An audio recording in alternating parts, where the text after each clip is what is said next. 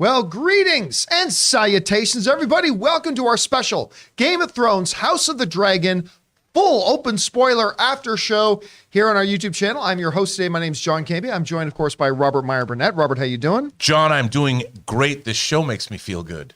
And bad. At the same time. All the same time. Sitting right beside him, of course, making anybody feel good and bad on the same day. Oh, Kris I contain multitudes. Considering your burns today were harsh. You got to balance out all the joy. That's true. Got to balance it out. Anyway, guys, it's good to have you here as we, of course, are going to be talking about the newest episode of Game of Thrones House of the Dragon. Now, as the title implies, we will be speaking about the episode in full open spoiler detail. So if you haven't seen the new episode yet, we suggest you add this video to your favorites list and come on back later once you have, so you have been warned. All right, let's not waste any time. Let's just get into it here. Somebody wrote into the show today, how? How do they keep doing it? And I ask myself that because I keep waiting for them to have a week episode, and it just has not come. It has been spectacular. I didn't know how I would feel about all the various time jumps. Of course, we take another big time jump today. It was minimum 6 years because she just said that's how long it's been since she saw her husband. We don't know how much time had passed between when we last saw Corlys and when she last saw Corlys. So it's minimum 6 years, another time jump. So we get another actor swap over and shift over. Of course, you see Aegon's aged a couple of years. Aemond has aged 35 years. It's just a lot of growth and development. This is incredible. You know what? I've always said from day one of this, I really like Viserys. Even though Ray would come in here every day talking about how King Viserys is useless and they should get rid of King Viserys and all this kind of stuff, I kept saying, no, King Viserys is the man. And this episode, he truly showed he was the man. Because, man, in that scene, when he bursts in and he says, I will sit on the Iron Throne today, and comes in, he's like, okay, listen, in case you fucking forgot, I am fucking king. And I am a little confused about we are relitigating something I have already decided. And then when they go through the whole thing, and then he says, all right, then it is decided again that this is, it's like, listen, I'm at the end of my life here. I've had enough of your shit. So can we please just get along? I love that he did that. I have always, again, like I've said before, you could have renamed House of the Dragon to How Life Shits on Viserys This Week, because that's all every single week is about what new and creative way is life going to really crap all over poor Viserys, who's only trying to do the right thing and just trying to do right by everybody. And it just week after week, he gets worse and worse and worse. But may I say, while he has looked his worst, I have never seen him look better. Boy, did the design of him look like totally badass this week with his little, Phantom of the Opera mask and whatever. I love it. Kingdom of Heaven. I loved it. The conversations he had with Rhaenyra, of course, confusing. I mean, never, like he said at the end of it, never drink milk of the poppy and then try to have a serious conversation where he gives little bits and pieces of information to Alicent, who now believes it's her husband's will that her son be king. I mean, just when you thought you had a nice moment. Anyway, I could just go on and on. Kris, let's go over to you here. What were your general impressions of the episode last night? I mean, that last moment, just to touch on that real quick. How could you think that, Aegon? Girl, you just said you are no son of mine to that Aegon. That is not who is going to have the kingdom at hand. No. He's a horrible, shitty little rapist. He's awful. Oh, that bothered me so much. I was like, no, get this right. But we can't have nice things in Westeros. It makes sense. This was such an incredible episode. Hand Patty and Emmy. He was incredible in this. I kept waiting for him to call out to Christine. He had so many Phantom of the Opera vibes. I loved everything about it. And these kids, these little shitheads, all grown up.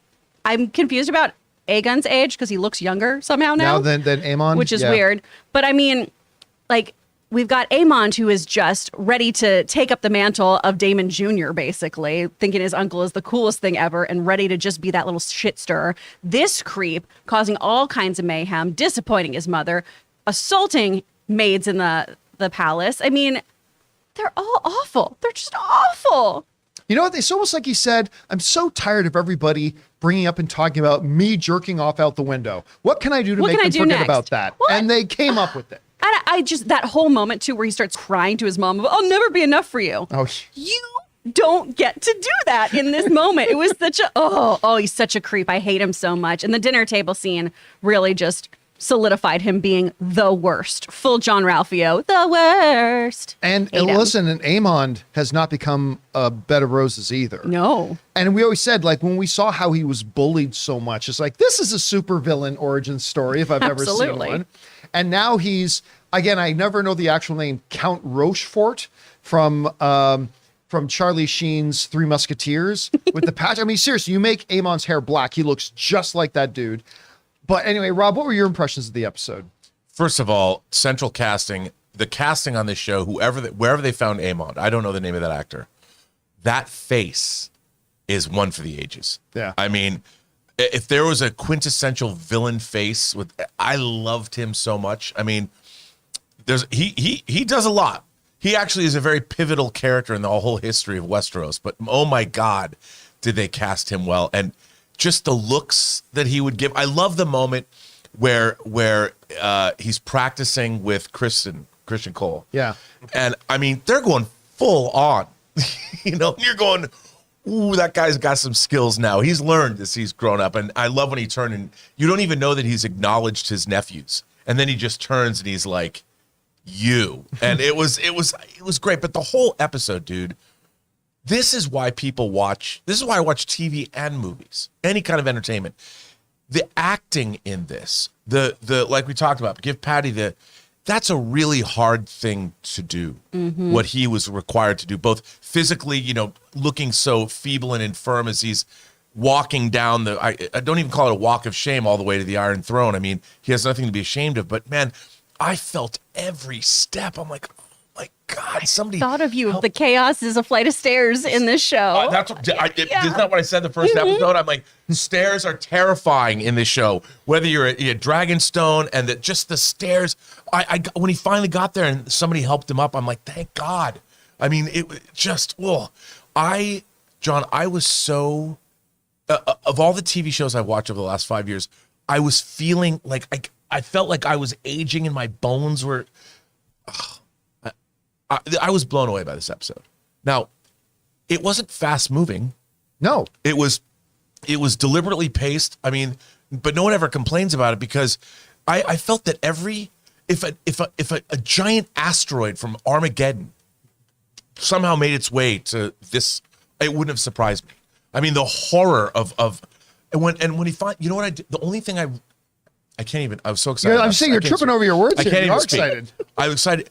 I do love the fact that Viserys went to his death thinking his family was going to be reconciled. Yeah. Yeah. I did feel good about that. That performance, man, the way he played it in that, it was horrifying. And I have to say, even I loved Matt Smith when he picks up the glass, and he Realizes filled with, he realizes that they've been drugging him and this has been going on for a long time. And he's like, okay, I see how it is. Right. And but Allison wasn't wrong. She's seeing him screaming in pain every day. Of course. So I get, this show has done a great job of showing one side and then also showing us the other side as well. I'm like, well, yeah, by the way, you said when somebody finally helped him up the final stairs to the throne, Daemon, his brother. We often talk about how much we love scenes that communicate a world of information without any words. And that moment, just when he looks over and he realizes Daemon that's taking his arm. Everything going back to episode 1 flooded back into me about every conversation they've had, every soft moment, every argument, everything. In that moment when he's just there and just takes his arm, doesn't say a damn thing, just takes his arm and helps him. And the king realizes, just acknowledges it, sits him down. That was great. And then, of course, the ultimate moment in this series for Daemon, when he says, say it. Say it. And the moment he does, he takes a sword and chops the guy's head, not off, chops his head in two. and left his tongue there. He says, you can keep his time there. There you go. There's That's all we Daemon. can show. By the way, speaking of that, Corliss's younger brother had a whole journey in this episode, confronting, making his case and saying why I'm going to challenge succession here, why I should be the ruler of Driftmark. And he was right. I was with him. And then when he finally, he's pleading, he's making his petition right there and on King's Landing, right in front of the Iron Throne, he was very sincere, earnest. I believed him. I'm like, okay, you might get this.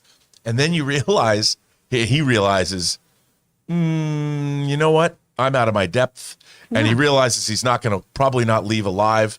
So he's always tried to do the right thing, but he wasn't going to go out like a bitch. He's like, I'm not leaving here alive, but now let me make sure these people remember me. And in case saying your grandkids are bastards wasn't enough, I'm going to call your daughter a whore. I mean, so at that point he knew. Like he knew at that point. But here's the thing. Like a lot of the stuff he was saying was true. His performance, by the way. Oh, he was fantastic in it. But like when I was looking at him in the episode, he's like, okay, like first of all, one of the arguments make, who should be in charge of the greatest naval fleet in the realm? Do you want the kid? Do you want, like, all that made sense, except I couldn't get on board with him or feel a lot of sympathy for him because there was one big glaring thing. His brother's express wish was that Rhaenyra's son becomes the new heir of Driftmark. That was it. Nothing else mattered. Corlys's wish, the sea snake's wish. This was it. And then I liked when Rhaenyra, or whoever he pronounced his wife's name, steps in and just basically says, yeah, Lord Corlys, he made his wishes this. He has never changed his mind. That's what it is.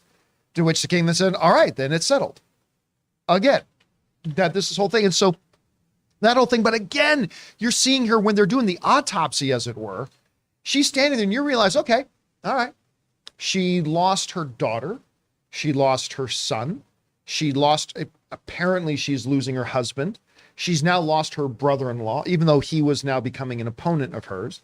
I mean, this lady, she lost the throne. She's lost everything. And when a character loses everything, that is the character you have to watch out for the most. Yep. So I am fascinated. I loved her performance too. And their own Grand Maester says, it is impolite for you to look upon the dead. Or ill luck or something. Yeah, something like that. luck. And she says, I have looked upon, that. Oh, yeah. I mean, I loved the acting in this show is so good. And every character gets, like you said, John, these moments to shine. And it's never one way or the other. You think somebody might be drawn as, a mustache twirling villain, but they're not. Everyone's always given sort of a balanced presentation. Except for middle finger. Well, yeah. Yeah, middle finger is like all the way bad. Yeah. But Erin made a really good point on that this morning. She goes, when you look at the acting, and because this show is just on another level. Like even a show I'm absolutely loving right now, like Andor, which is fantastic and the performances are great.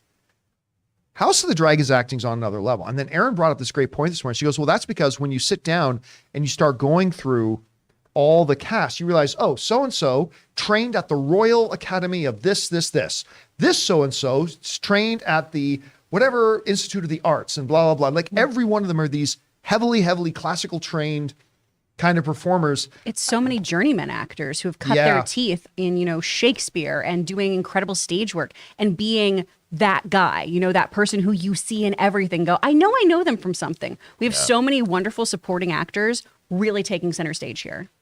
Yeah. So, I mean, God, this show, it just keeps hitting it. And then again, like the kids, we heard Sapochnik say the other day that we're hitting the transition point now that we're moving away from these adults and putting more focus on the kids. And that was never more apparent than here. And I'm shocked a little bit, like especially Aegon, after everything went on the last episode, you notice we didn't get one glimpse of one dragon? Like Just I thought an egg. Vagar might be in here in this episode, but we do have 2 episodes left and they will come into play here. And then, you feel a little bit for Aemon too, because he's just sitting there. He's letting the events of the dinner unfold. He's not saying anything.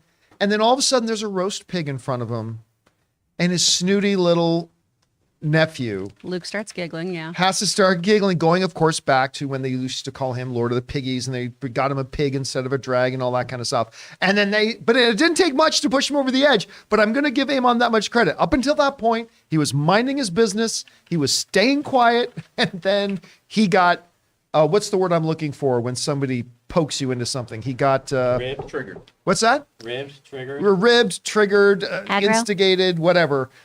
He got brought into the fight, and that's when it got. I think he was waiting though. Yeah. Maybe. I think he was waiting because he was waiting to make his Provoked. That's Provoked, what I was there we looking go. for. provoked. Yeah, Provoked. he was going to say this regardless. Yeah.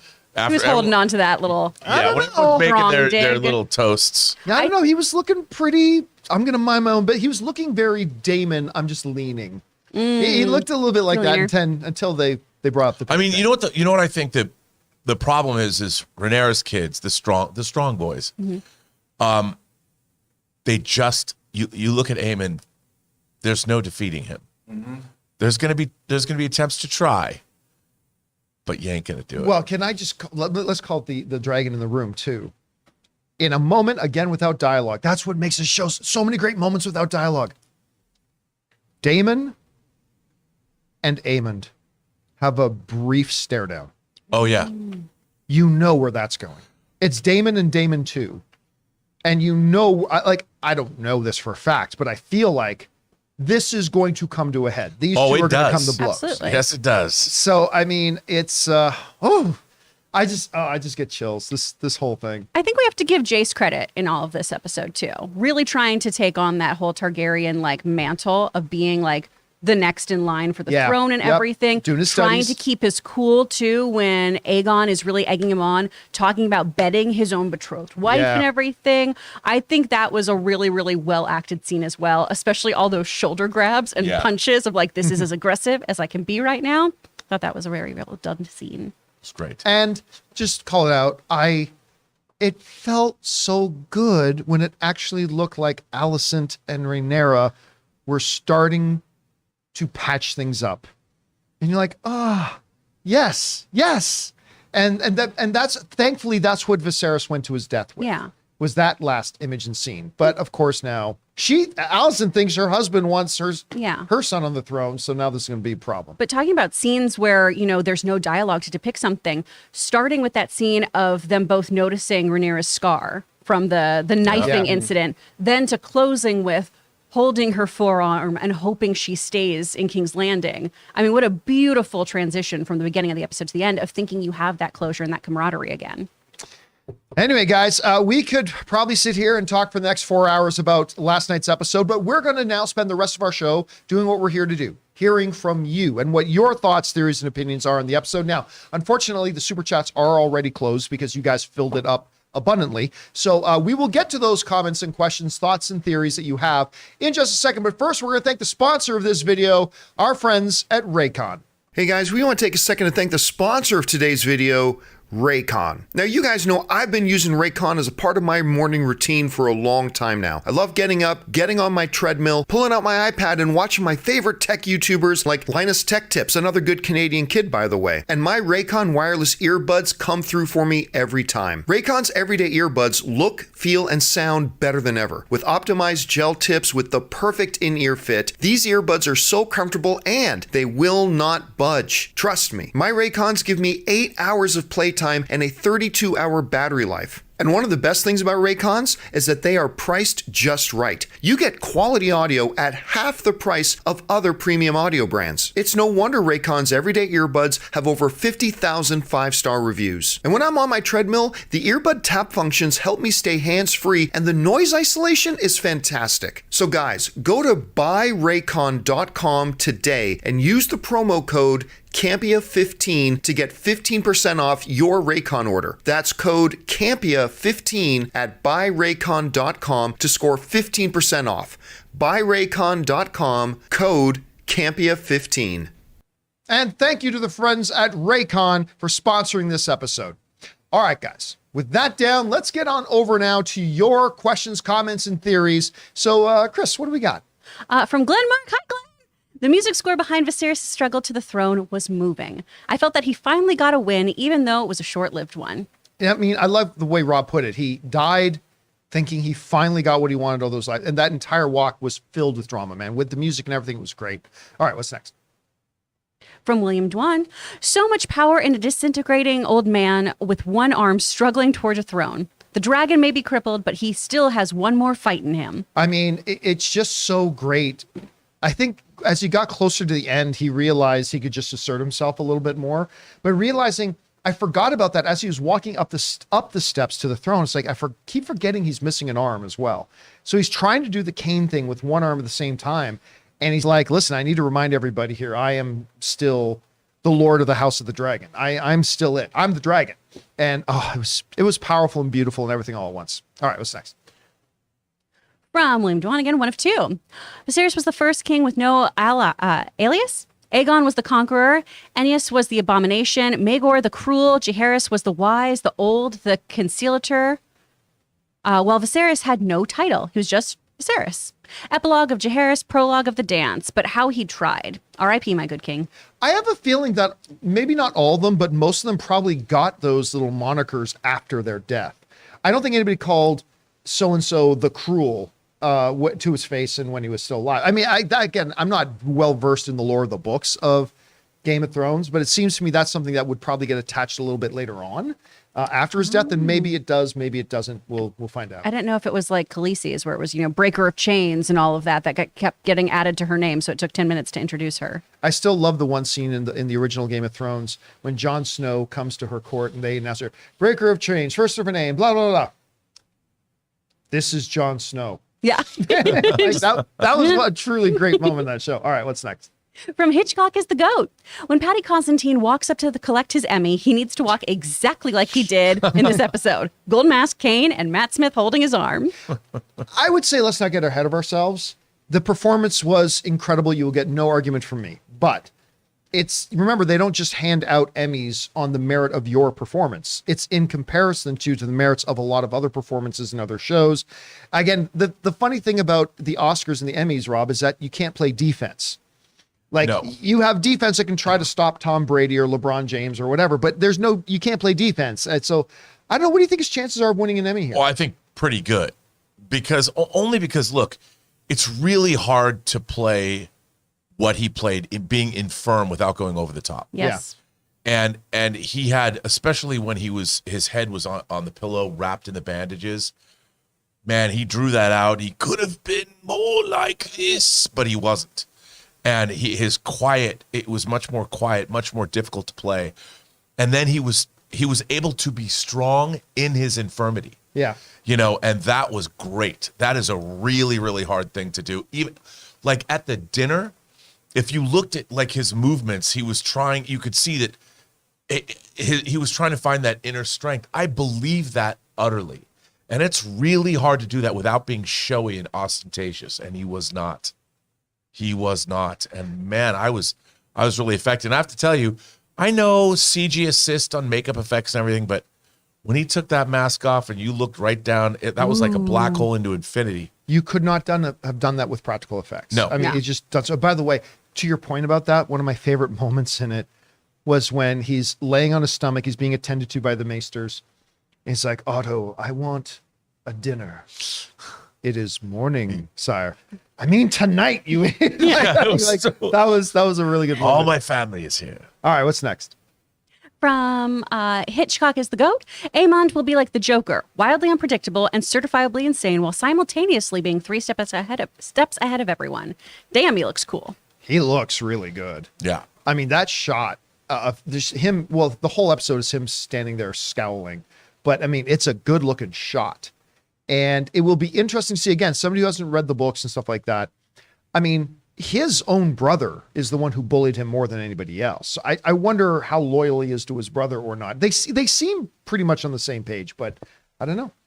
All right, what's next? From Lemilly KH2. Greetings, everyone.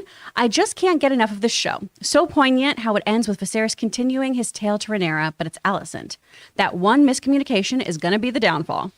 And the whole point too is like he never actually communicated the Song of Ice and Fire.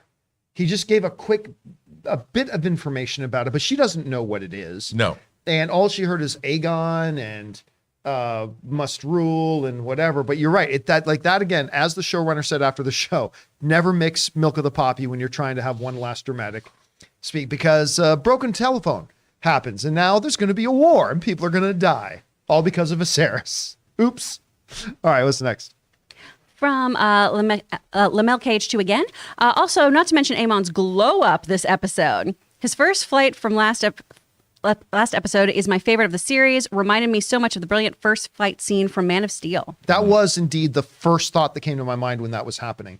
I felt that awe and wonder. They made me feel it. Like what they were able to do in Man of Steel when he takes his first flight, like we've seen superheroes flying a million times, but there was something about the way it was shot, the way the music was overlaid with it, that you felt that awe and wonder. And even though some of the compositing was a little iffy on that episode of House of the Dragon stuff, especially. Yeah, the flying, yeah, granted, but I understood what they were doing, and I felt the awe and wonder of it, and it felt magical to me. It felt great. And you actually found yourself kind of feeling good for Aemond. I mean, not anymore, but yeah, at the time, we felt pretty good for Aemond. All right, what's next? From William Dewan, the moment V walked into the room, Vaemon knew his cause was lost, but he decides to die for the cause rather than live a life. Great way to go. I completely lie, agree. Like excuse me. you could see it as soon as the king walked in the room, but it wasn't just him. Like he clearly knew, well, my petition's over. Otto clearly knew his plan was over. There was some great cuts to Reza Fons. Oh yeah, of his face where you could totally get that. Again, the acting could be like, but it's very subtle. These actors are so good. You know what the funny? This is another great thing about this show. While Otto definitely has his own plans and he's trying to manipulate things, at the same time, he is loyal to the king. He actually does love Viserys. Yes. And I love the way this show does that. Nobody's just black and white. Everybody's got their plans. Everybody's playing the game. But while both are true, they're not mutually exclusive. He wants his own grandson on the throne. He actually thinks that what is best for the kingdom. And yet he is loyal and loves Viserys at the same time. It's just the way they're able to walk that line and do that dance is amazing. All right, what's next? From William Dewan. Book reader alert. Keep an eye out for Sir Eric and Sir Eric Cargyle. They're identical twins and both serve on the Kingsguard. Eric was in this episode. They named the twins Eric and Eric? Rude. That parent is a piece of shit. What is it? Is it Pokemon or another one of the anime with this two saying double the trouble? Oh, that's Team Rocket. Right. Oh, Team Rocket. Yeah. Okay. Is that Prepare any better? for trouble, make it double. What's their names? Jesse and James. To That's protect worse. our world from devastation, to unite all peoples within our nation. You're Jesse and James. Yeah. And don't forget Meowth. All right. That's right. What's next? From Haunted Autumn, 1 of 3. When Viserys enters the throne room, that scene is not just great, it is perfection. It is the culmination of writing, acting, scoring, costume design, every element of cinema at its peak. Paddy Constantine is a man using the last bit of life he has left in him. Matt Smith exquisitely strips away the layers of Daemon the way only a brother, when loving his brother, is all that's left. It's not hyperbole. This was the most I have been moved by a television show. Paddy and Matt hauntingly embodied the moment I wished I had never got with my dying father. Much love. Well, first of all, that's powerful, Haunted. Thank you for sharing that very much. Again, you go back to that scene. So much happens in that scene. As they're having the hearing again, everything from, first of all, the dude making his case, then Rhaenyra making her retorts, the king entering the room, which is so powerful, making the long walk without assistance with the thing, the music that plays with it, the costume design. Then, of course, I think one of the best moments in the entire series is just the moment when the king says, I said I don't need help, looks up and it's Daemon taking his arm. I mean, just lesser writers would have needed to write a 7-minute scene. Oh, brother, I've really thought about it. And, now that I see you like this, I realize what's all of our fighting for. I mean, a lot of other writers would have gone that rate. Instead, he just looks up and it's Daemon. And that's it. That's all that was needed. And then everything from the calling his daughter a whore to the beheading to Mama Corlys standing up and doing her thing and making her move. Because make no mistake, that wasn't just her coming through. That was her making a move. No, Rhaenys is playing the game so well. Yep, she's making a move, and I think she might even have an advantage here. But, I mean, everything about that scene, man, from the moment the camera opens inside the chamber to the moment the whole thing ends and he starts to leave, it's perfection. It's a perfect scene, and one that I think will probably, like, there are scenes in the Game of Thrones that we still talk about this day, individual scenes that have happened in the show. I think years later, I think this is one of those scenes we'll be talking about years from now. It's also different than Game of Thrones too, because this is so much more of a contained series. I love the fact that, last week's episode began with this wake where you just have all the characters in a balcony. They're barely speaking. It's all these glances being exchanged with each other. And now we're in in one room, the room where the throne room, and we're doing the same kind of thing where characters they're just in place. They're not even moving or doing action, and you're bouncing around, and there's so much tension you talk about writing. It's the culmination of all the writing. They've done such a great job. We all know who these people are and what they want. We understand where they're going, and that's a really hard thing to do. Mm-hmm. And I'm just astonished by how this episode had literally no action in it. I mean, it had the one scene in the training, when Kris and Cole were fighting, but and one slice of the sword. Yeah. Well, yeah, I mean, but still, even then, David his feet were on the ground, man. That was incredible. But the fact that they can create this kind of tension without movement is amazing. It feels like a much more subtle and a little more mature version of Game of Thrones, honestly. Yeah. Especially when you have things like the rape issue at the top of this. I leaned over to my friend and was like, if this was the original Game of Thrones from back in the day, we would have seen that scene. And it would have been so uncomfortable, or we would have at least heard it off camera. And I feel like this was such a more effective way of telling that part of the story of just a mother's horror and disapproval. I feel like they're just making some really smart moves here. But when she doesn't show up to do the baby's clothes. Yeah. All right. What's next? From Joshua M. You guys talked about Lord of the Rings Ring of Powers season 2 just starting shooting. House of the Dragon second season doesn't even start shooting to this spring. How do you feel about it? As long as the show comes out, here's the other thing too. I'm not even sure it's going to be House of the Dragon season 2. I just don't know really where they're going with that. I saw a discussion about this on one of the shows, and they were talking about right now their plans for what happens after the finale of this thing is unclear. Does this Game of Thrones prequel stuff become a what's the word I'm looking for when each episode is its own story, an anthology? Does this become like an anthology thing where every season is something different, kind of like True Detective or something like that? I just don't know. I've heard certain people say conflicting things, so I'm not sure. I read something today that said it was either going to go 3 or 4 seasons because the story's pretty incredible. And I mean, like you said, the Daemon-Aemon rivalry carries through. And there's a very interesting resolution to that, and there's definitely enough story to go 3 or 4 seasons. Is there? I did some reading because they have time jumped. This is the last time jump. Is it? Yeah. Okay. Well, that's interesting. I think. Right. I think. So we'll see. I'm pretty sure that this is because if you look at the actual dates in the book in terms of when the Dance of the Dragons happens, they've basically come up to where this. Okay, again, I have not read the books. I'm not well versed on that lore. So. To quote Saruman, to war. All right, what's next? From Blamed One. Predictions on everyone's immediate future steps and first casualties? Hint, based on the book, we are due for 2 high-profile deaths before the season is over. Yes. Well, I mean, I don't know. I don't want to know. I don't care. I mean, this show has been unlike Game of Thrones in the sense that anybody can die at any time. I mean, yeah, we had Damon's wife die. Okay, but that was kind of out of nowhere, and it's like it was a very much a side character up until that point. So it's been very uncharacteristic Game of Thrones like that. So I wouldn't be surprised to see business pick up. And also, people have to remember that the book is a maester's account of what happens, and they're unreliable narrators. Mm-hmm. Right. So they have a little wiggle room canonically to change things from the book. All right, what's next? From Alex Von Gollum, Matt Smith gave a great performance. When he and Rhaenyra went to see Viserys at his bed, his subtle head-face movement displayed his heartbreak. Yeah. Yeah, I mean, every part about the performance, the inflections in his voice, the way he spoke, the chosen words written by the writers, but it's also his physical movements to go along with that. Like every part of him was performing. And it made an absolute impression. All right, what's next?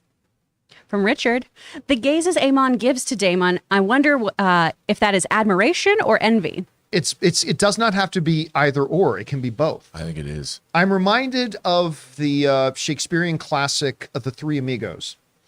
When the German gunslinger sees Martin Short and Ned, I watched all your movies. Then I realized about camera tricks. So he was both in awe and admiration, but that just made him want to beat him and defeat him even more. And I think that's what we have playing out here. Well, they say at the beginning when we first see Aemon training, he's like, I don't want tournaments. I don't give a shit about And Tony's. where he's looking over Damon and like, you fought in the Stepstones for 3 years and you pulled out a Hail Mary pass at the end and you didn't die. Like he wants to go to battle and prove himself on his dragon probably and wreck some shop, which I think might happen. All right, what's next? From Sam Fisher, watching this episode, the only thing I could think was the dude who plays Aemon has the perfect face and nose shape to play a comic book Joker. It depends on how you picture Joker in your head. I mean, that all, and remember, a lot of that had to do with makeup and the certain facial expressions. I have a feeling if we saw the actor just sitting down, having dinner at McDonald's, out of costume, out of makeup, out of wig, and all that kind of stuff, you might feel differently. But yeah, the way he made him up, you could see it that way. You could. All right, what's next? From Alex Bongalam, Viserys' entrance has got to be in the conversation on the greatest entrances of all time in any movie or TV show. Hashtag King Viserys the Great. I'll tell you what, the opening that door and the way he comes in and just that moment when the door opens and everyone in the room was, oh shit. I think even to a degree, Rhaenyra, because she doesn't know what he's going to do. Well, the look on her face too, that smile. That Yeah, kinda I mean, there's a little bit of like dad's here, but at the same time, I don't know if she would have 100% because she did that pleading with him. Like, I don't even want this burden. I don't even know that I want the throne. But if you want me to take it, you've got to help me. And he gave her no response, right? So even in her own head, there had to have been a little bit of doubt about how is this going to play out. So I don't know. We'll see. All right, what's next?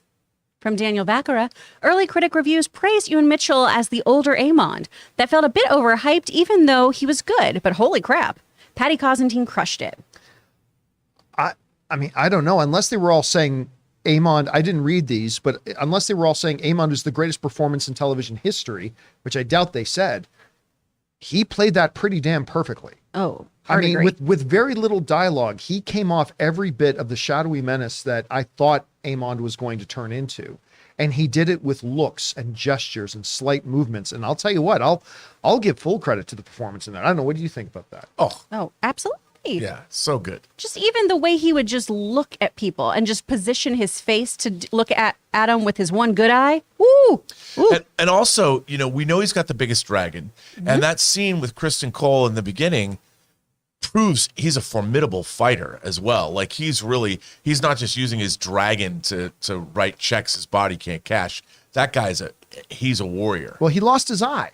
Yeah. And he realized my dragon ain't always going to be there. And no one is ever going to hurt me again. Yes. So it's pretty cool. All right, what's next? From Sam Fisher, apparently the crown falling off Viserys' head was an accident, and Matt Smith just picked it up and they rolled with it. I read that this morning. I have a hard time believing it because the way the camera was positioned. But I mean, obviously the camera shot of the crown on the floor, that was obviously staged. That's clearly staged and shot and blocked and all that kind of stuff. But maybe the crown initially falling off the head was an accident. They just thought, you know what? Because the girl who directed the episode, I could see her going, you know what? Tell you what, put the crown back down there. Let's give me a tight shot of the crown. And then let's get Matt's hand coming in and shot because we might want to use this. I could see that, but there was definitely a part of it was clearly staged. But if it was all initiated by a happy accident, then perfect. All right, So what's good. next? From Daniel Vacara, the director of the episode said the moment.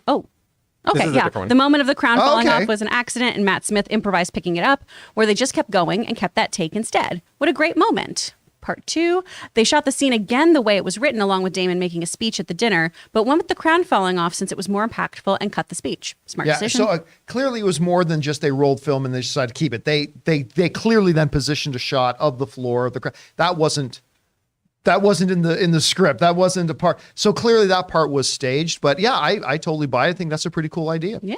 All right, what's next? From Sam Fisher, I think what makes the scene with the maid even worse is that it's very clear that wasn't the first time Alicent had to do that. Oh no, it's obvious from the pure exhaustion in Alicent's face that this is a pattern. Maybe not that specific circumstance. Maybe yes, maybe no. But her constantly having to deal with atrocities being committed by her son, who I don't know what is worse, the atrocities he's committing or the fact that he doesn't even think it's a big deal that he's doing them, and he's supposed to be king. And her performance there, I mean, she's suppressing real rage. Yeah. And like you can see it, she's not going to drop her composure to her son. But man, you could see it bubbling behind her. I mean, she was ready to just. Oh, she does lose it in front. Like when she slaps and says, "You're no son of mine." Yeah, she hits. That's pretty bad. Well, But- and she also, we've heard her talk about how you Targaryens have, very odd traditions, talking about couplings. And then she had to have her children marry each other. So there's a whole other layer of that discussed too, of I participate in this lifestyle now. You are married to your sister who I love, who is an innocent, and you also do this to other women? What is wrong with you? Help me out. At this episode, by the time of this, are they married already, or are they just still betrothed? I think they're married. They're married because they have children. I hadn't heard anything to the contrary. Okay, great. That's why she also has the "don't worry about your husband. Usually he'll just get drunk, or usually he'll leave you alone unless he's drunk." Yeah. Which and heartbreaking. she's pregnant, isn't she? I believe so. Yeah. When they dance. All right, what's next? Daniel Baccarat. The showrunner said that this was the final jump at this time, which makes sense. I still find the casting of Aegon and Aemond odd, with Aemond looking older. That is the only thing that I find odd, is that the younger brother. Now, I know many siblings where the younger of them looks like the older of them. That's not unusual, but at that age, that quickly, that type of a turn, that was a little off-putting. Yeah, I give you that, but I also got over it very, very quickly because it's just done so well and so right. He also had a massive growth spurt. Yeah. Aemond, massive growth spurt. All right, what's next? From Nathan Barnett, one of two. Viserys completely stole his final 2 episodes. The great room and dining room scenes were acting perfection. And how far has Daemon come? Daemon helping his brother put his crown on and sit on the throne, the same throne he wanted so badly, and to do that with empathy and a genuine love for his brother took me out. Bravo, fellas. Chef's kiss. It goes back to something that the 2 showrunners said at the end of episode 1. When they described Daemon after the end of the first episode, the showrunners talking about Daemon, they're saying, look, he has his own ambitions and stuff like that, but he loves his family. Yes. He does. And I think being able to always look at Daemon through that lens of knowing that with all the stuff that's going on and all the angst and everything, he does love his family. Even his own anger, his brother, wanting to show up his brother or whatever, he actually loves his brother. And I mean, nothing highlighted that better than at the end of one of the episodes when they kind of do a little tag on with Corlys and Daemon sitting fireside, and Corlys speaks kind of badly of the king. And Matt Damon says, "I will speak of my brother as I wish. You will not." I mean, it just that dimension to the character is part of what makes him so rich and why I love him so much. All right, what's next? From Haunted Autumn, I will sit the throne today. I've watched that scene a dozen times, cried every time. A single man tear might be running down my face right now. Thank you all for creating this community. Rob, this comes back to something you talk about a lot. Writing. I will sit the throne today. I mean, in one quick, short little sense. Again, a lesser writer could have been, this is such an important, auspicious occasion that I felt it important that I come in and preside over the... I will sit the throne today. Talk for a second about the writing. What's impressed you about the writing? I mean, the writing of the show, like you said, there's not a lot of flowery speeches. And I think here's the thing. When you write a show or a movie, you write a movie. But then when you cast it and you sit down and you do a page turn or you have a cast reading, you then realize what you have in terms of who you cast for the show. Like they talked about, Daemon had a speech and they figured, no, we can get rid of it. You tailor your final scripts to your actors, really. That's what great, especially television writing does. And the writing here, and it makes sense because George R.R. Martin, remember, they didn't just base it on his works. He's the co-creator of this show. So he's probably far more involved than he even was with Game of Thrones. I mean, he's listed as co-creator. So I really think that the writing in this, like you said, it's great writing is brevity is the soul of wit. You don't have to give those speeches because you have the writing and the actors who are working in concert to create this believability. There's nothing, if they were to give somebody a speech, a long speech, it wouldn't work with this show. And I'm sure the writers want to do it. And I'm willing to bet there's a lot of speechifying that is written on the page that they're like, you know what? We don't need it. And especially in that scene, because there already was one long speech with Viserys talking to his family. That's the speech we needed to hear. And that's right? the important speech. And great writers know when to employ those things. You know, I have to say, between this show and Andor, we are getting some of the best writing I've seen on TV in years. And I had an argument with a really good friend of mine whose opinion I really trust. Last night, he was getting into it with me about Andor. And I'm like, dude, come on. He goes, nothing happens on this show. I'm like, you're wrong. You're wrong. But it was very interesting. All right, what's next? From Sam Fisher, Viserys just can't get out of his own way. He just had to say something about Aegon the Conqueror and the prophecy. I mean, cut him. He was drugged and dying. He was on opium. And he thought he was talking to his daughter. Yeah. I mean, you got to cut him a little bit of slack there. You got to give him a little bit of slack. When you're on the milk of the poppy, you say some shit. Probably. All right, what's next? From William Dwan, I feel like Daemon sees his younger self in Aemond. I think there might be a part of that. Remember, he's grown up Targaryen, so he's probably seen a lot of people who look like that. But that moment, yeah, something's going to come out of that. They're all related to each other. Of course, they see themselves in each other. They're all cousins, brothers, sisters, aunts. Yeah. I think he's looking forward to the conflict. Yeah, I do too. All right, what's next? From Sam Fisher, if Aegon becomes king, then the prophecy, the real prophecy, gets lost to time and history until the Red Woman later in Game of Thrones. I'm not quite sure if that's true. I mean, I don't have my my obsession board up with strings of yarn going from 15 different places to the others on that. So I'm not really sure if him becoming king undoes the prophecy or fulfills it. Either way, we know it doesn't really come out until later on in Game of Thrones, because we all ultimately know it's whether you want to say it was Jon Snow, who as a Targaryen can do that, or whether Dany herself, because she's the one that had to kind of commission bringing the armies together to go and fight the Thing of the Dead. But they were the ultimate. But so how that becomes interrupted or not, I think we're going to have to find out. I think that the prince who is promised is Jon Snow, and we haven't seen the end of that story yet. Yeah, I think you're probably right. You're probably right. All right, what's next? From William Dwan, small detail, Aemond only makes his strong toast after Luke looks at the roast pig and snickers at Aemond. He's still hung up on that pink dread prank. Well, I mean, so were the other kids. The other ones just snickering, laughing. Again, I gave Aemon a little bit of credit that till that point, he was happy to be Daemon and just be a leaner. Just sit there and watch the proceedings. But then he got provoked. And it's like, that's a bear you don't want to poke. So, but poke them, they did. All right, what's next? From Sam Fisher, with episode 8, I think the Emmy is Patty's to lose. Hard to say. I mean, especially with him not being in the final 2 episodes. And again, there's a lot of other shows with a lot of great performances. There's a lot of time between now and the Emmys. Yeah. I mean, so The Emmys. I disagree that the Emmy is just his to lose. I don't agree with that. I think he's definitely in the running. I would definitely be very happy if he won. But again, it's going to be about, okay, he did this incredible performance. Does somebody else do an even better performance in another show? And that's always hard to call. Well, we'll call a spade a spade. The Emmys are very political. HBO is definitely going to campaign for him, but it is a vote, you know?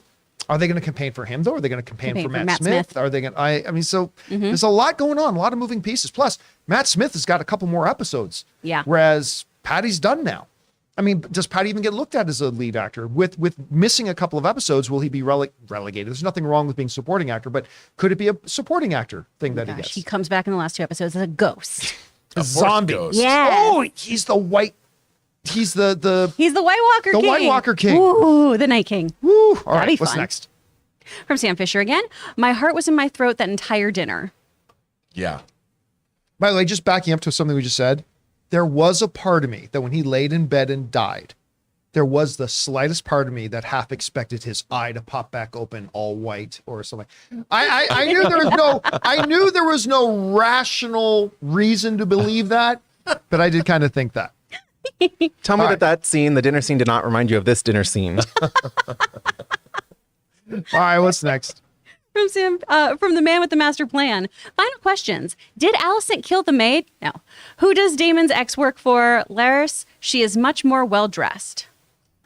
There's too much going on in that question. So, like, The maid is not dead. I was expecting her to. What was her name? Diana. Mm-hmm. I was expecting her to kill Diana. I expect her. I believe you. Blah blah. It's like, oh boy, here it comes. And when she says, "I won't say a word to anybody," she says, "I know you won't." I'm like, here it comes. Here it comes. But at her core, Alicent is a good person. Plan tea and some money. Yep. I think she's a good person who has to do some terrible things for as a mother and the love of her children and trying to protect her children and trying to protect the kingdom and all that kind of stuff. So I shouldn't have been surprised, but there was part of me thinking, oh my God, this girl's dead. But she's out. She ran away. She's got her cash. She can leave. Yeah, She gave her can bag new of life. coins, said, okay, now you Go run away. off to this. Yeah. Yeah. All right, what's next?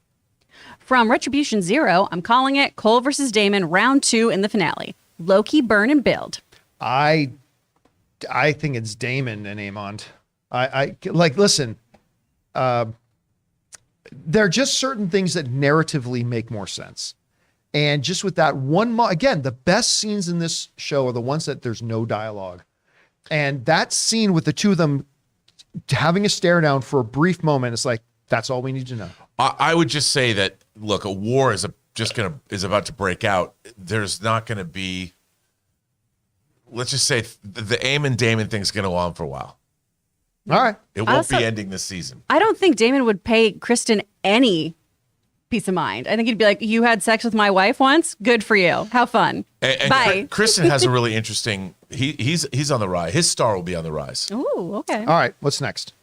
From Sidious Swift, ooh, I get it. Viserys is the world and everyone else at the table is humanity. JK, I'm enjoying the show. Looks like it's about to get hot. I don't know what he means by that. Oh, that he is trying to appeal to the better aspects of human nature. Of human, like, Oh, good luck at that table. Yeah. He's living on that darkest timeline going, for why? Yeah. Let's hold hands. This show should have been called Life Shits on Viserys. Even after he dies, it just keeps shitting on him. All right, what's next? From Roberto Suarez, Rhaenyra's youngest is named Aegon. How will this affect Alicent? How will this play into the interpretation of Viserys' prophecy? I don't think it plays into the interpretation at all. I mean, being a Targaryen and naming one of your children Aegon is not a huge stretch, considering the history of who Aegon was. So I don't know. I don't think there's going to be an argument that the king said this on his deathbed. I think the argument's going to be, oh, how convenient that only within your earshot that the king on his deathbed pronounced that he wanted your son to be king, when for his entire life he's proclaimed, I am his heir. So I don't know that her other son's going to come into it or interpreting. I think what's going to be called into question is that the event itself happened, not the interpretation of the event itself. But who knows? We'll find out. All right, what's next? From Harv's Gay, Alicent misinterpreting Viserys' dying words felt like a cheap way to ignite the Civil War, but the kids' hatred towards each other probably made it inevitable anyway. Fantastic episode overall. Yeah, this is the thing. The misinterpretation of his message at the end is not what I believe is going to start the war.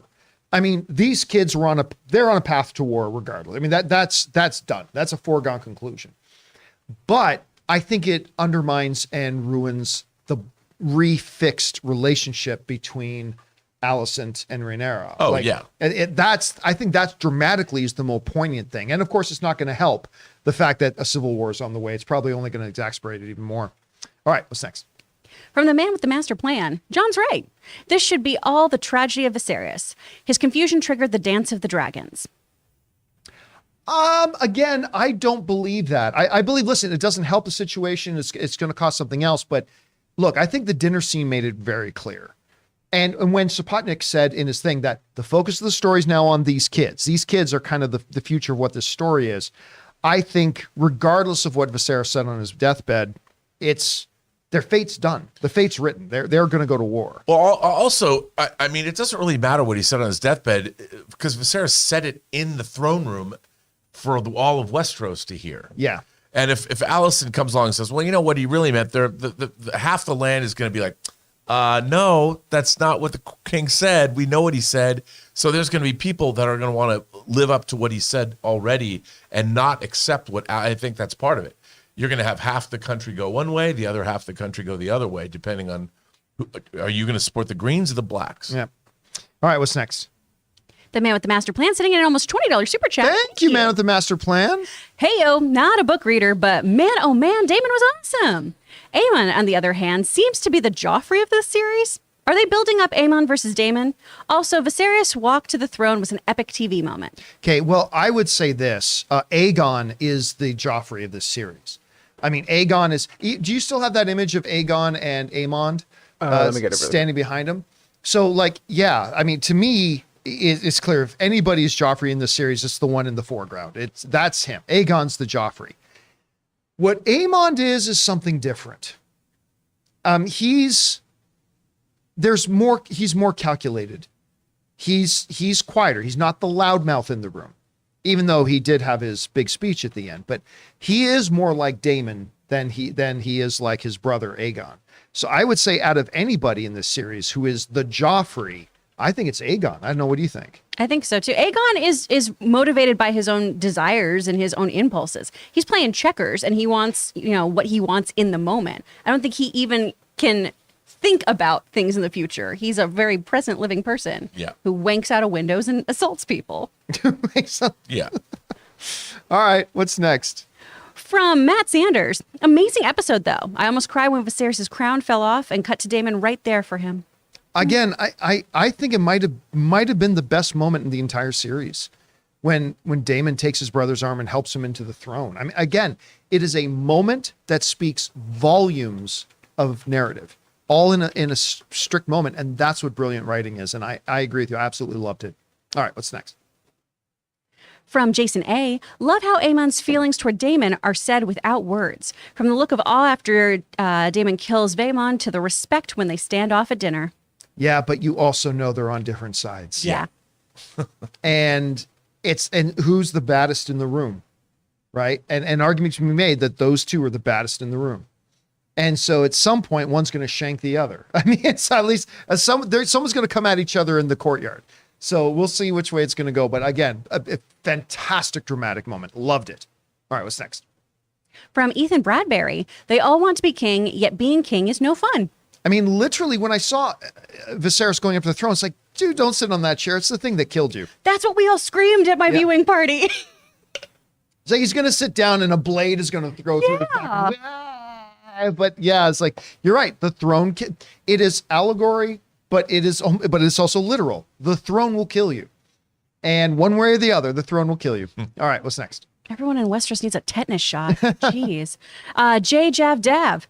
Daemon equals MJ, Aemon equals Kobe.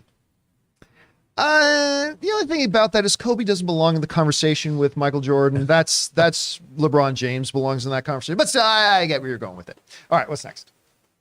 From Matt Sanders, sending in a $20 super chat. Thank you, Matt. Thank you, Matt. This was the first time the time jump felt strange to me. It was jarring to hear Corlys is injured or dead, not see it. I think someone asked if the time jump was a bit much before. Well, this time it was. For me, anyway. But again, to me, Matt, it comes down to this. When you're telling a story, you've got to be, what needs to be told in order for the overall narrative to move forward? Did we need to see Corlys get injured and fall sick and all that in order for this story to properly move along? The answer is no, we didn't. All we needed to know was that he did get sick. That and his impending death triggers the events of the challenge for the right to the driftwood and the driftmark, I should say. And that's the part that was important. It wasn't necessary for the story to go through all of that because that wasn't really the point. It's the consequences of it that sparked something else that was the point. So I was actually quite fine with that. I mean, I would have liked to have seen Corlys because I love Corlys in the show. Well, it would have solved a lot of problems if he was there and happy and not potentially dead. Yeah, then this entire episode doesn't happen. Yeah, right? I mean, the funny thing is you didn't have to see him for the years he was fighting on the Stepstones with Daemon.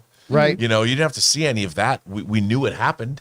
I just never trust an off-screen death. I think he's kicking. I didn't read the book, Well, so I remember could be they very said wrong. they did not say he's dead. Yeah. They But it's said, likely. We hope he recovers and everything. But Men of half his age haven't recovered from this. yeah. All right. What's next? From Keon Jenkins. Thanksgiving dinner, I'm thankful for speeches, take a whole new meaning. Such a funny, chaotic, powerful, and emotional scene. Definitely my favorite. How many people this Thanksgiving do you think are going to stand up just to be funny at their Thanksgiving dinner and pretend that they're Viserys? Can we patch old grievances? If not for the sake of the family, then for this old man. I mean, that should be the John Campea Show Thanksgiving challenge. You have to get up and give the Viserys speech and send us the videos. Wow, that's actually not a bad idea, but we'll also probably disrupt a lot of Thanksgiving dinners. Do it. You can do Don't it today. tell anybody what you're doing. Just Do it stand up and today do for it. Canadian Thanksgiving. It's not Canadian Thanksgiving. It's your Thanksgiving. It's Thanksgiving, period. You guys have American Thanksgiving. In my calendar, it comes up as Canadian. All right, what's next? From William Dwan. So green or black? Black. Black. Oh, yeah, black. Yeah, for sure. All right, what's next? From Blake, out of all the kids, Aemond is my favorite. I'm drawn to him when he's on screen, just like I am with Daemon. Can't wait to see some more interactions between the two. Again, and I think the reason why he has such interest is because of what we had of him in the previous episode. Seeing that he was the runt of the Targaryen litter, seeing that he was bullied, seeing that he wasn't going to have a dragon, seeing him losing his eye and all that kind of stuff. All that were important ingredients that went into the recipe that comes out of the oven is this Aemond. This is the Aemond that comes out of that. And I think seeing all that stuff in the previous episodes is what makes us really appreciate. Because if this character just showed up, be like, okay, it's a mean scowling guy. Right, yeah. But knowing who he is and knowing his background, it makes it actually quite impactful. All right, what's next? From Tim Platt, he can keep his tongue. Loved that line. My favorite line in anything Game of Thrones since I choose violence. Daemon is one of my favorite characters now. He can keep his tongue. Sharp sword. That Valyrian steel. That Valyrian steel. That's like butter. It was a sharp sword. Woo. All right, what's next? From Trabbit Atkin, Viserys' gold mask gave me Gladiator vibes. A little bit, yeah. Happy to be a new producer level member. I used to read the movie blog so many years ago. Oh my Cheers. God. Aw. That is going, I mean, I love it when people write and say, hey man, I've been watching since the Collider days. That's great. And then go even further back since the AMC days. That's great. Saying, I've been watching since the Man of Steel review. That's great. Or even for your consideration, when you go all the way back to the movie blog. That is some OG stuff. So thank you so much for that, man. I appreciate that. And thank you for becoming one of our channel members at the producer level. We appreciate that so much, man. All right, what's next? From Kurt, Viserys for Father of the Year for what he did for Rhaenyra. Yeah, It's true. but he has other kids. he does. Yeah, but they're kind of shitty. They are really shitty. I mean, because he didn't give them the attention that Rhaenyra got. He didn't give them the love that he gave to Rhaenyra. There was also that my only child line. Yeah, what was that about? I mean, it was his only child with Emma that survived. So Yeah, maybe. I'm wondering if that's kind of it because Emma was his true love. Yeah. Yeah, she's dad's favorite. Yeah. Rhaenyra's dad's favorite. I mean, I sure. do like the fact that they went in and pleaded with him. Is there something you can do? Can you find it within yourself? And he listened. And he got the hell out of bed and went to that. And I mean, it was like our viewer just said, a great moment where a father comes to support, brings the support when asked. Rhaenyra really should have made him a mug. Just a best papa. All right, what's next? From William Dwan, just want to take a moment to feel bad for Alicent. She's alive and warm, and Emma is dead and cold, yet she is the ghost in Viserys' life. Ooh. Yeah. I mean, look, there's something Rhaenyra said in the speech, which was, and I'm really glad she did, the acknowledgement that as much as everybody hates Alicent and all that kind of stuff, she's been a faithful wife. Listen, if you had to go into the bedchamber and ride that pony every night, you might be a little jaded against the world. But she bore him children. She was by his side during his ailments and his suffering. She may have, her own designs. She wants her son to be king. But remember, her motivation of wanting her own son to be king is for the survival of her children. Because her own dad told her that if Rhaenyra becomes queen, she's going to slaughter, she has to kill your kids to get rid of it. So, as much as everybody's been wanting to rush to hate on Alicent, and I am Team Rhaenyra, I am, but you got to remember, she's really never done anything except what she thought was right and to be good, if you will. Yeah. So she's gone above and beyond. She seemed like she genuinely cares for Viserys, particularly in this episode. I mean, you could see that there was some actual, at least admiration, if not love there. Yeah, I agree. All right, what's next? From J. Jabdav, Daemon laughing when Alicent prays for Vaemond. LOL. I loved that. Oh yeah, just when it's just a prayer. It's like, That was one thing that we didn't mention. When they walk in and they see the star, and it's become a religious, it's a more pious place now, the Red Keep. Yeah, boy, things have changed since the last time we were in I here. love that line. Oh no, Alicent, you're doing the best you can. But however, there's all this religious iconography now. Yep. Spit bullshit. All right, what's next? From Kurt. I loved how much Viserys loved his family. Hopefully Patty Constantine gets tons of work, maybe even joining the Fast franchise. Because family. I have a feeling look, I don't think Patty Constantine is ever hurt for work. I mean, he's Patty Constantine. I'm sure he's picking and choosing the roles he wants. He's thriving. He will get even more roles to choose from, I think, at this point. Like after this show, I mean, who's not going to want him to be in your project? All right, what's next? Fangblaze71. Seeing Daemon chop that guy's head off was almost as satisfying as seeing the evil wizard set the Harfoots village on fire.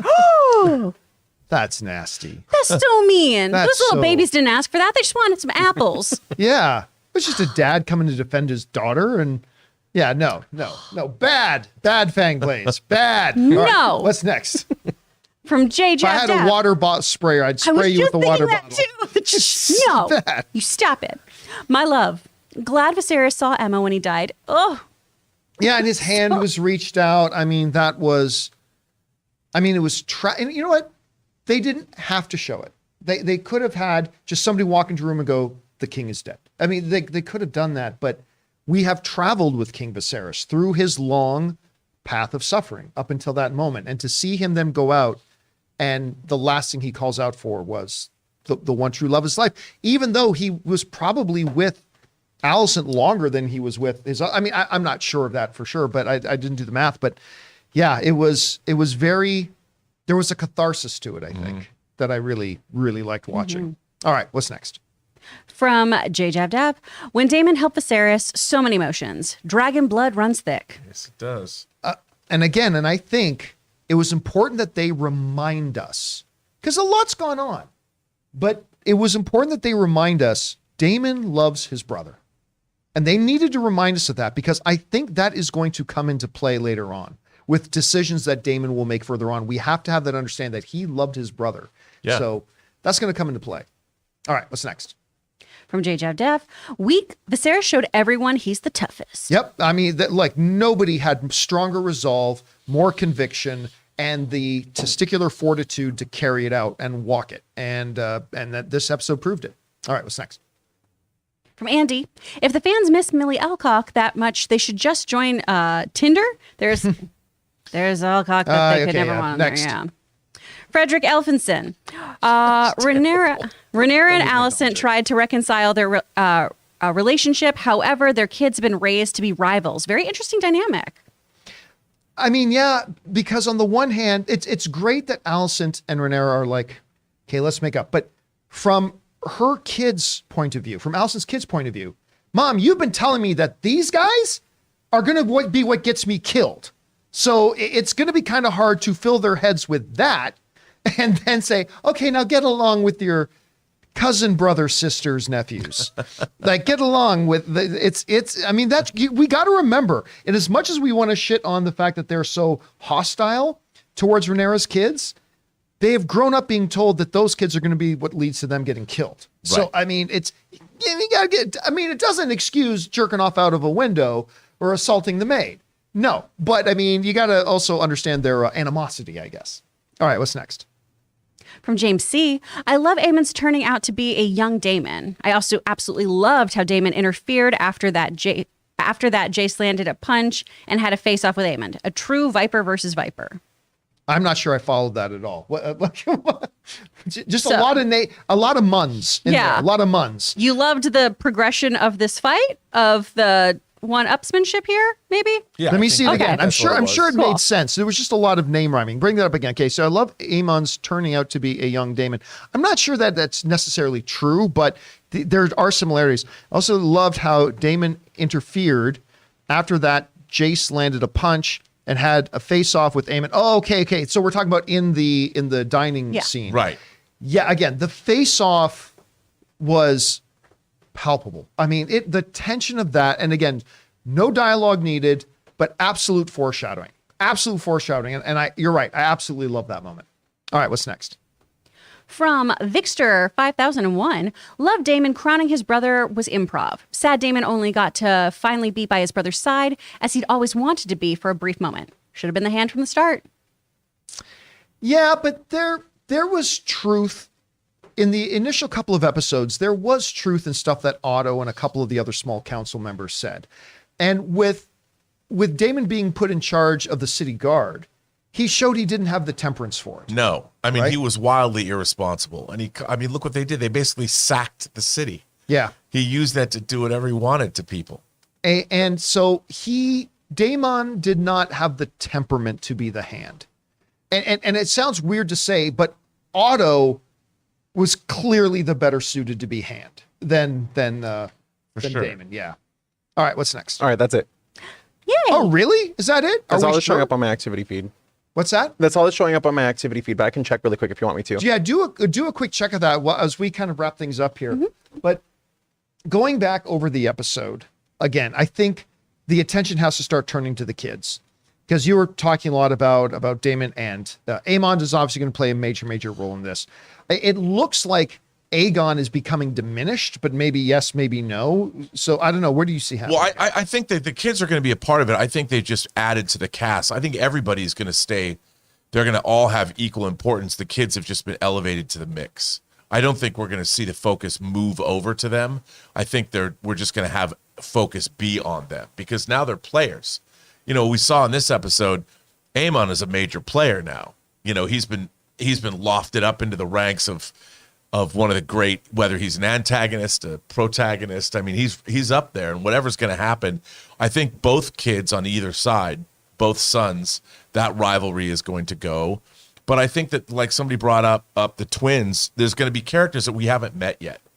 Because now I know that a Baratheon comes into play. You know, there's going to be the houses of Winterfell. There's going to be all these houses that are going to have to choose sides. And we're going to meet these people. Like, which banners are you going to fight under? And we're going to see all that. So I think it's going to be quite interesting as the show, I think, now is going to get bigger than we've seen. Everybody in the live chat is like, easy, Rob, back off, spoilers. But in general, if the lands they've talked about, look, we saw in the beginning, all the houses of Westeros pledged their allegiance to Rhaenyra. That was years ago. And now if it comes up that there's a civil war, that's all going to come back into play. Well, a lot of them will use the excuse, like Otto said, that, yeah, but that oath was made before there was a son. But she's going to call on those people. And we've seen it happen. Years ago, you served with my father during the Clone Wars. Also, we need your help now. Something I want to point one other thing out about the stare-off at the end between Aemon and Daemon is this. I think we should not lose sight of what caused the kerfuffle in the dining room. It was him getting up and basically implying that Rhaenyra's kids are bastards. He's called them Strong, right? Which, of course, is the last name of the guy that died. What happened to the last guy that implied that Rhaenyra's kids were bastards? Daemon cut his head in half. And I think we lose sight of that a little bit. I think there's something that Aemon is probably aware of that fact as Daemon is staring him down. It's like, oh yeah, that's right. The last guy that did this guy killed him. So I think there's a little bit of that tension in there as well. Now, of course,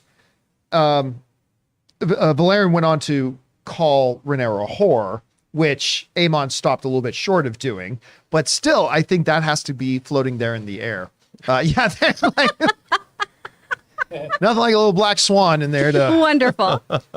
So did we get through all the questions? Yeah, I scrolled through it 3 times. I didn't see anything. Okay, well then, guys, I guess that'll do it for this installment of our Game of Thrones House of the Dragon after show open spoiler discussion. Thank you so much for being here. It's so weird to think. It feels like just yesterday we couldn't wait for the show to start. There's only 2 episodes left. Cannot believe it. Anyway, I want to thank, of course, Robert Meyer Burnett for being here. Rob, where can people follow you online? You can find me on Instagram at RMBurnett, find me on Twitter at BurnettRM, or find me at PostGeek Singularity on YouTube. And of course, Kris Carr has been here. Kris, how you doing? Where can people find you? You can find me at actor Kris Carr on Twitter and Instagram. Follow me on there. I'm going to do an intro to voiceover boot camp if you want to do voiceover. And I'm, of course, John Campea. And guys, tomorrow on the John Campea Show, make sure you come back and join us. We had a wonderful time today with Aaron and Kris. Tomorrow, I'll be joined by Robert Meyer Burnett and Christian Harloff. So make sure you guys come back. We're going to play another game of Movie Password tomorrow as well with all new contestants except for Ray, who will be playing again. So we hope to see you guys then. Guys, click the thumbs up button, subscribe to the channel, all that good stuff. Thanks a lot for being here. And until next time, my friends, bye-bye.